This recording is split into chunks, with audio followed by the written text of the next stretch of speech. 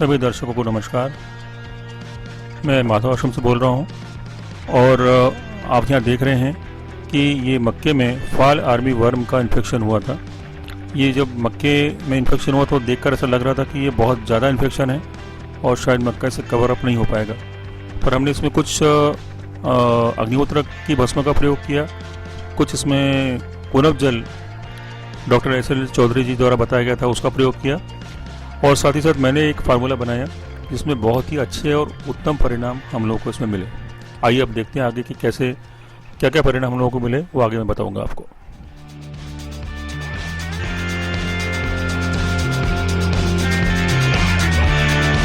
इस वर्म के बारे में बताने की ज़रूरत बिल्कुल नहीं है, आप लोगों को पता होगा कि ये वर्म जो है ये मक्के के सेंटर में आके बैठ जाता है और फिर मक्के के को बढ़ने नहीं देता और धीरे धीरे ये मक्का खत्म हो जाता है।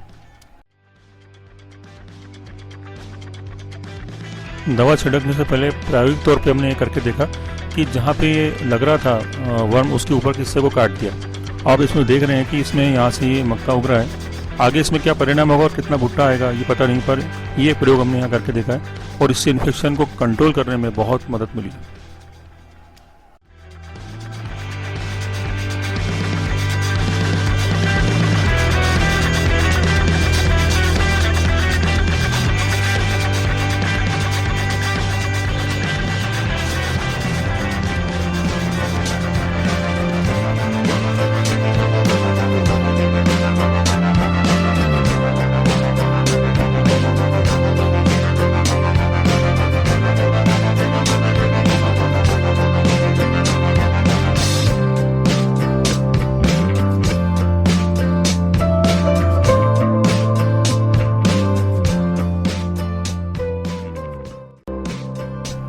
देखिए ये स्प्रे करने के बाद का मंजर है। इसमें आप देख सकते हैं कि इन्फेक्टेड पेड़ पास में, लेकिन साइड वाले पेड़ को इन्फेक्शन नहीं हुआ है।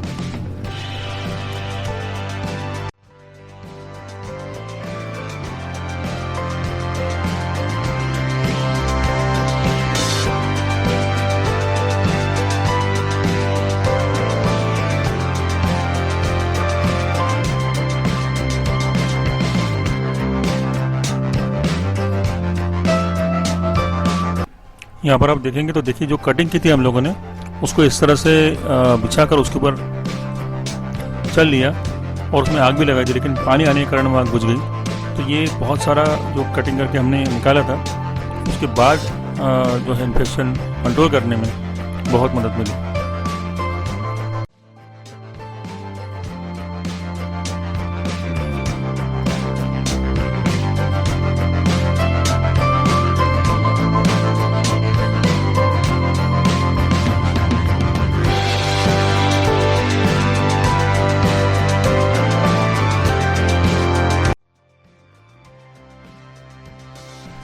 इसमें आप देख रहे हैं कि मैंने जो ये घोल तैयार किया है कीटनाशक स्प्रे के लिए, उसमें जो पत्तियां हैं वो नीम की पत्तियां हैं, मिर्च है और प्याज का प्रयोग किया है। प्याज 2 किलो, नीम की पत्तियां 2 से 2.5 किलो और लाल मिर्च पाउडर इसमें 1 किलो का प्रयोग किया। इसको 2 घंटे तक बॉईल किया है, क्योंकि बॉईल करने से ये जो घोल है ये लंबे समय तक टिका हुआ रहता है, इसलिए अगर बॉईल करेंगे तो टिकाऊ क्षमता इस घोल की बढ़ जाती है।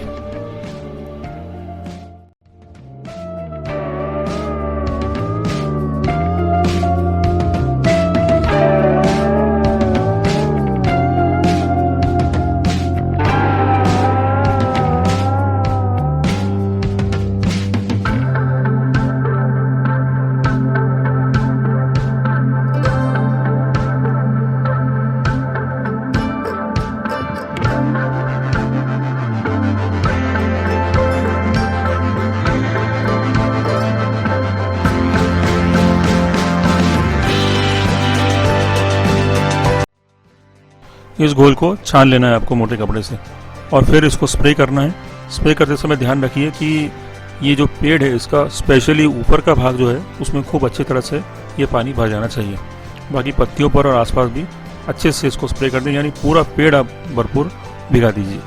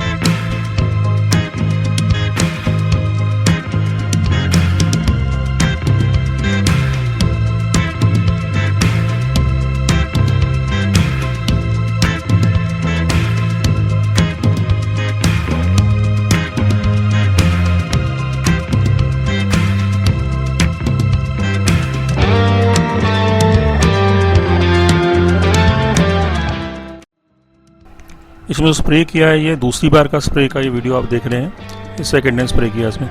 और दूसरी बार जो स्प्रे किया उसका पहले और दूसरे का अंतराल लगभग 3 दिन का है। हर 3-4 दिन में 5 दिन में स्प्रे इसमें 3-4 स्प्रे किए हैं। ये जो मिर्च वाला घोल आपने देखा है इसके।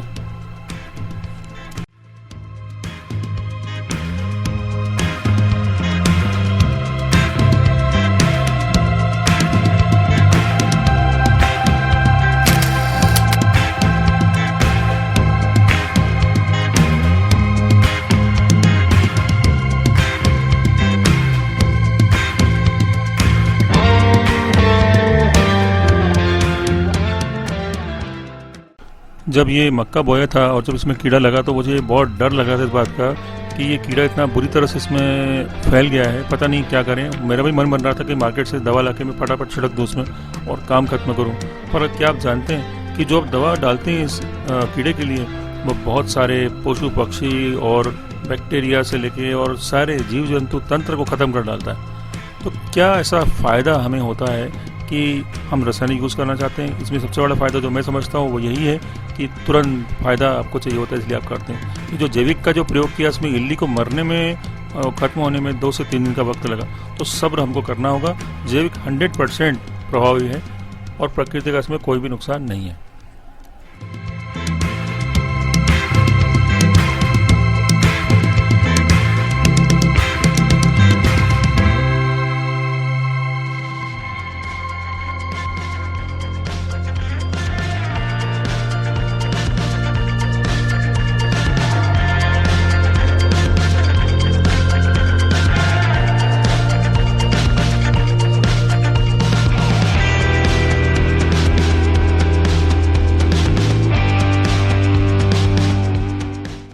इल्ली पूरी तरह से इस खेत से खत्म हो गई है, इस एरिया से खत्म हो गई, इससे मैं बिल्कुल नहीं कहूँगा।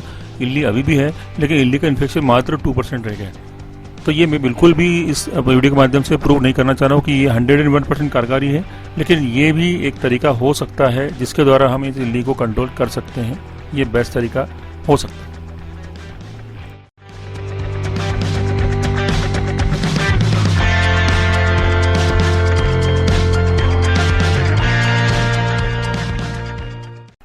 इसमें अगला जो तरीका हम लोगों ने अपनाया वो है अग्निहोत्र भस्म।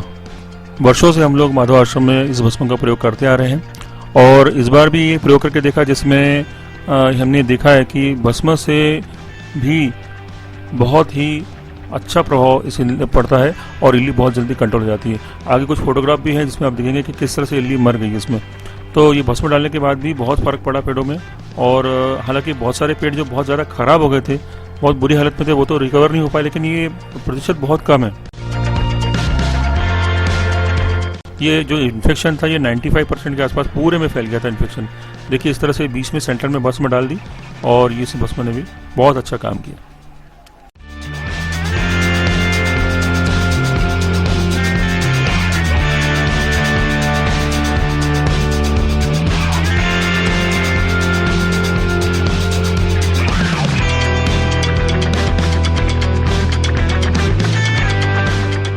इसमें अग्निहोत्र का उल्लेख आता है अग्निहोत्र भस्म के रूप में। मैं आपको बता दूं कि माधव आश्रम भोपाल 1963 से अग्निहोत्र यज्ञ का प्रचार कर रहा है।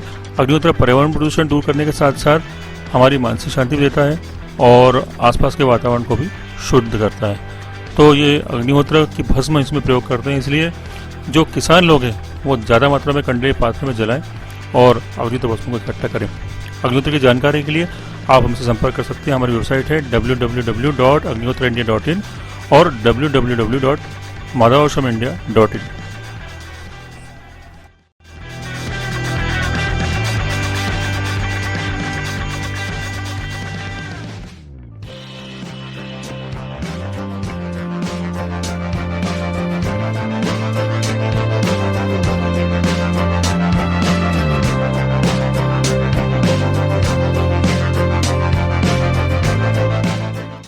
ये भी इस प्रयोग का हिस्सा है और इसमें इस तरह से कंडे जलाकर उसको खेत में डाल दिया गया और फिर उसमें जब धुआं उसमें थोड़ा कम हो गया तो उसमें हींग की मात्रा डाली गई। ये डॉक्टर एस.एल. चौधरी जी ने बताया हुआ एक तरीका है।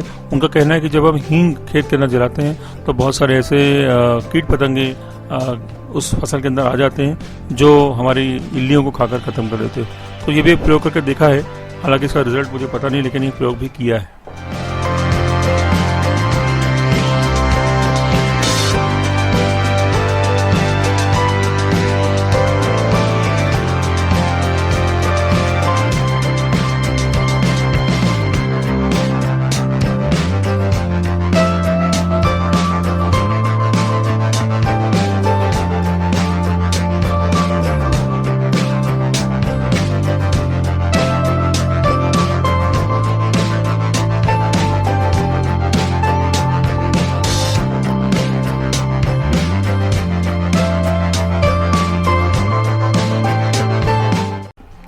ये देखिए, इस तरह से ये स्प्रे और भस्म दोनों का मिलजुला प्रभाव आप देख रहे हैं कि इल्लियाँ इसमें इस तरह से खत्म हो गई, काली पड़ के खत्म हो गई।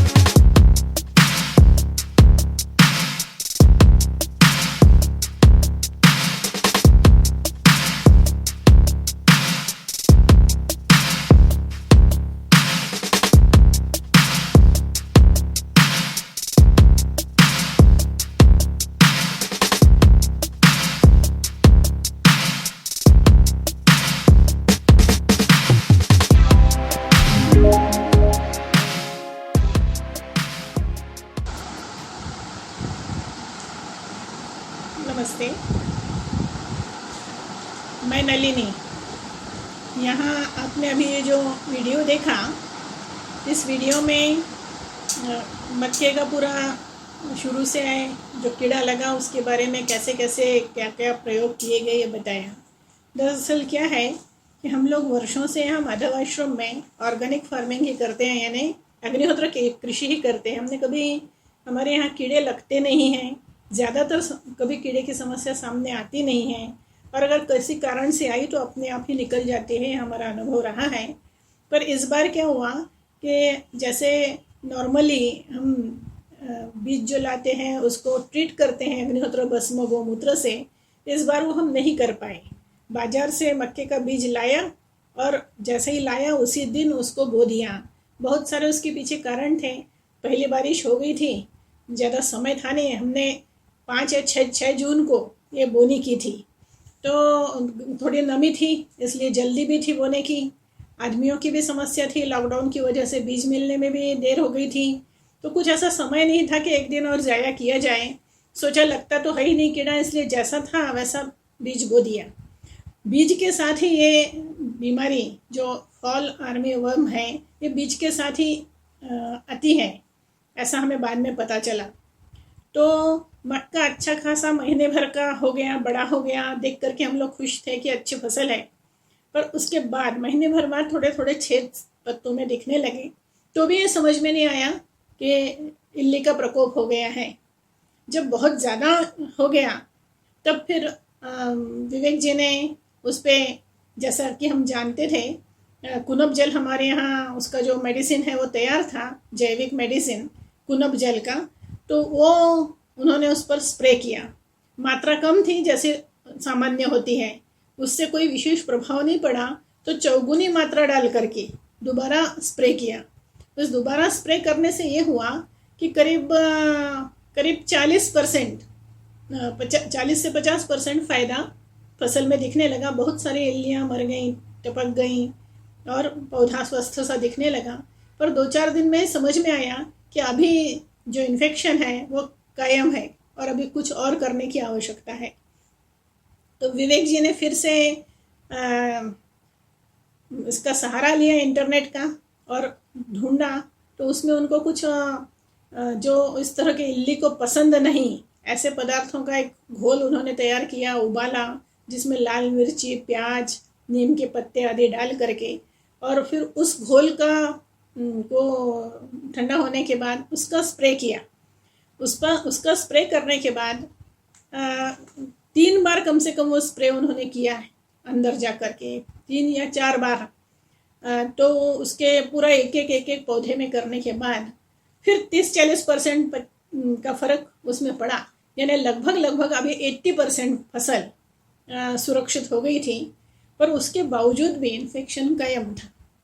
और चूंकि हमको आदत ही नहीं कि हमारे यहाँ की किसी फसल में हम कीड़ा देखें, वर्षों से हमने कभी देखा नहीं है, तो वो 20% भी हमें परेशान कर रहा था। अंत में विवेक जी ने उसमें अग्निहोत्र भस्म का उपयोग करने का सोचा कि अब और कुछ हो नहीं पा रहा है किसी से, और अपन अग्निहोत्र भस्म कहीं अपना पद्धति से करते हैं, तो अब लास्ट में इसी को देखा जाए। और उन्होंने उसमें प्रत्येक पौधे में एक मुट्ठी भस्म का पाउडर डाला। आपने वीडियो में देखा होगा किस तरह से बाल्टी में लेके वो डाल रहे हैं।